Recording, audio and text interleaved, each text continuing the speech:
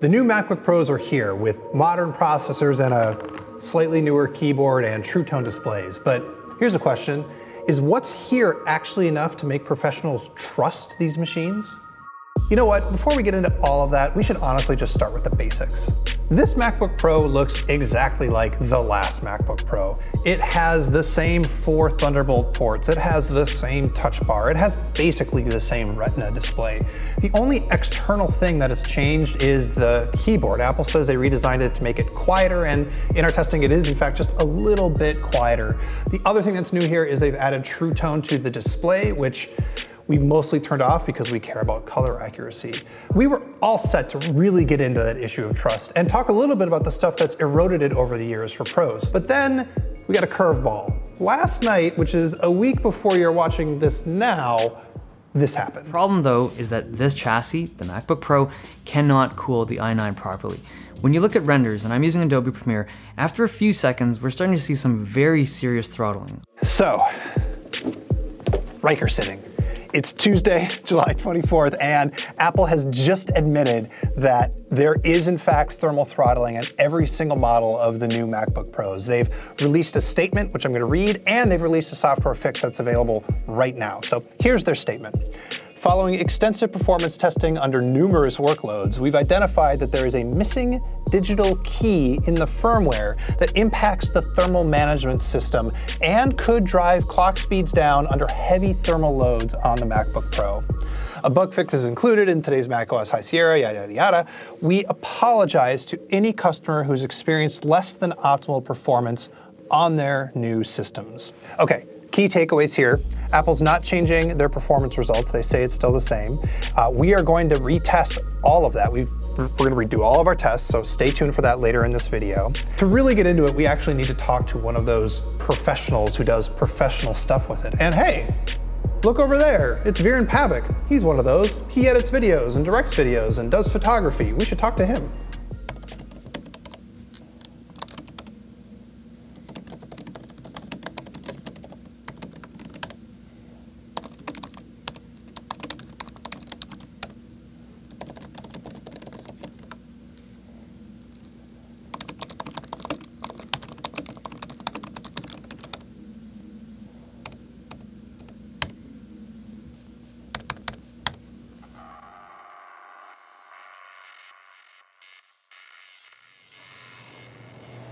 Thank you.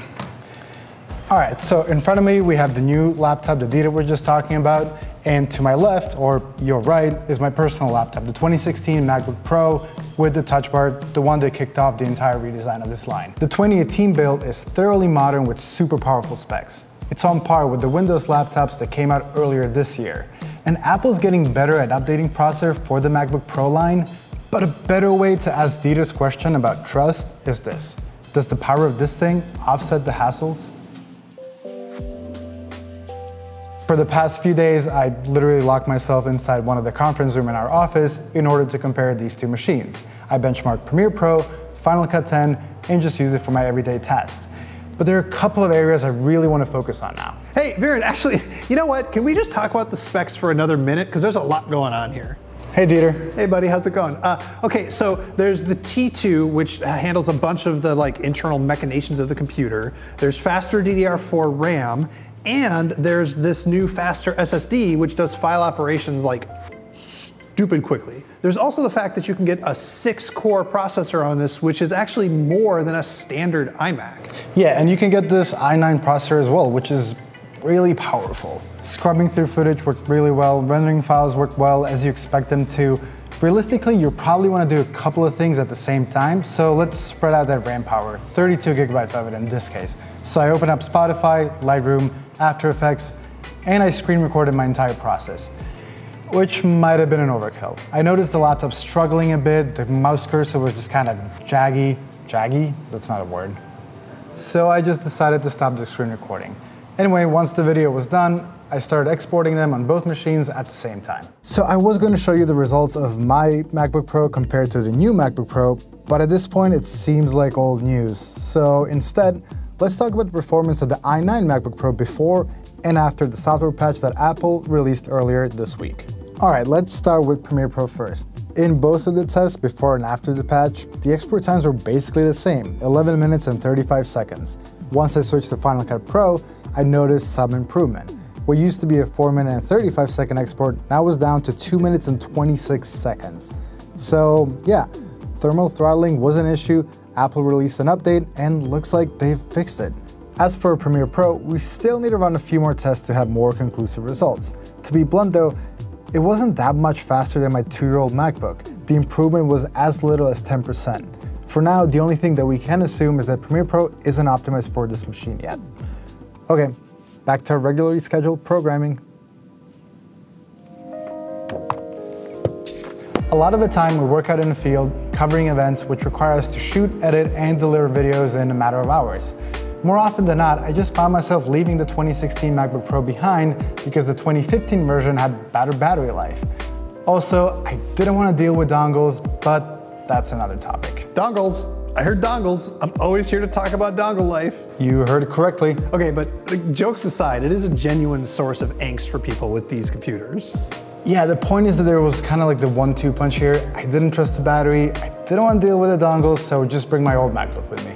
Okay, so what do you feel about it now with this new MacBook? Well, the speed helps to make up for some of that, but you still have to deal with dongles. And for me personally, there isn't a perfect portable dongle dock that I can use. I need SD card readers, super, fast USB ports, but also Thunderbolt 2, which nobody supports. For me, the big one is like, can I really trust this keyboard long term? Right, and the speed did improve, as well as the keyboard. Not only the sound, but there's like nice resistance to it. Although, this is a new machine, so that might change over time. Okay, and then I guess the last thing on our list is the battery. How's that? Oh yeah, the thing I was talking about before you interrupted me. Sorry, Darren. It's okay.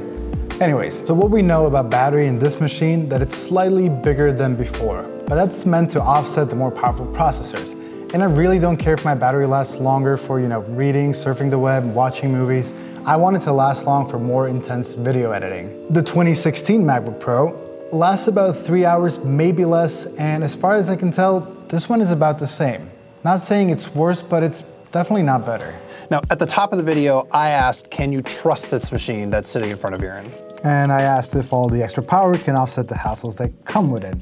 And yeah, this laptop finally proved that it can perform as you expect it to, or close to what I was expecting it to. Right, but the question is, what were you really expecting? Well, I was expecting a little bit more noticeable bump in performance and a better battery.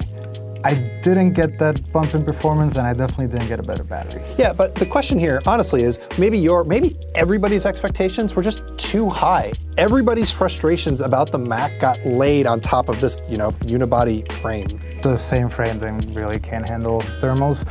Although, apparently they got fixed, so Yeah, but also, they've been really squirrely about the keyboard. They say it's only there to be quieter, but we also kind of know it was redesigned to be more reliable. It's like, with this Mac, Apple just keeps walking face first into controversies. People who buy these machines, they don't really care about controversies that much. They buy it because of the way it looks and the way it's built, and this build kind of backfired this time. This thing is not going to eliminate heat as much as like a bigger, more chunkier laptop would. That's okay, as long as you know what you're getting yourself into. Yeah, I mean, for my question about trust, do I trust this thing? Yeah, I guess. It feels like what we ended up with here is the same laptop that a lot of people genuinely love and a lot of people are genuinely frustrated with, only now it's faster. Maybe it's not as fast as deep down we know a Pro laptop could be, but maybe that was just too much to expect. All right, I guess it's time for the end card. So, all you, buddy. Okay, well, thanks everybody for watching. Let me know in the comments where you think Viren just ran off to. And also, watch Verge science videos. They're great. Last week they did one about wildfires, and this week they did one about weathering storms. It's like they've been subtweeting Apple this whole time.